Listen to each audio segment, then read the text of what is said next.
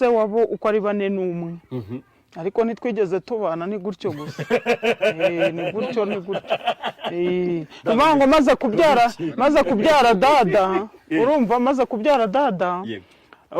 ise nyine yabaye nk'umuntu ugenda ankwepa ntashaka kugira ikintu amarira noneho ahantu yari agiye gukorera kuko icyo gihe ari umupolisi noneho ise w'uyu nguyu yarashinzwe umutekano mu iyo karitsiye ngiye njya kumushaka ngo ndebe ko hari ikintu yamfasha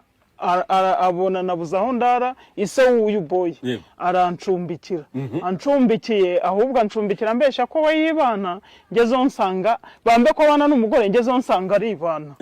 ubwo nahabadutse mu gitondo mubadukanye ndada yuyu kandi dada afite amezi 6 barangujya muri brebe kuba mwaje mumubaza mumuganiza nta kibazo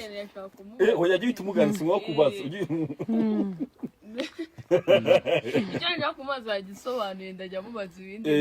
yego rushitubwira yego nahise mubadukana inda ya boy none se mwabikoze mubishaka cyara gufasha kandi ari umutekano urumva yari umutekano aho ngaho urumva nari namukuru kandi ikindi nari namukuru nahise nshaka inzao mu iyo karitsiye ni no mwizindiro sikuru noneho rero ubwo ngubwo nahise nshaka inzao mu karitsiye kugira ngo tuzananyirukana kuko urumva umwuga nari ndimo nawo ntiwari woroshye kandi ntabwo inzego z'ubuyobozi zawemeraga bawasangaga inda bazikubita bazijyana no kuzifunga n'iki nyine muhabituga byo kugira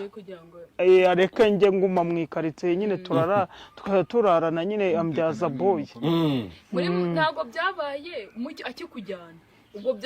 byabaye nyine nshobora kuba nahise nyitwita ntabyo nzi ko nta ninkwereye yarabanje aranankwekesha aramwe ati ngwino umwe nta kibazo aho kuryama harahari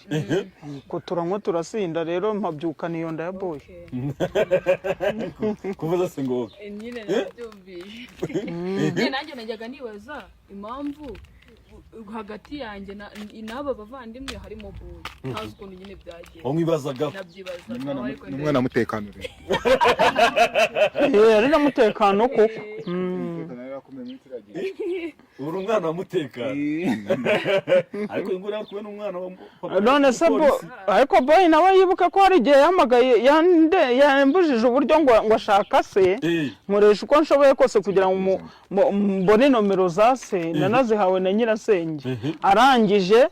amuhamagaye nawe uko yamubwiye ngira ngo yabivuga yakubwiye gute yarambwiye ngo boy ninde se ndamwe ngo umwana wawe nyine wabyaranye na Sauda ngo nawenze ngo boy nawenze ngo na mwana agira yitwa boy ahita mupfa papa wawe umutekano ese kuri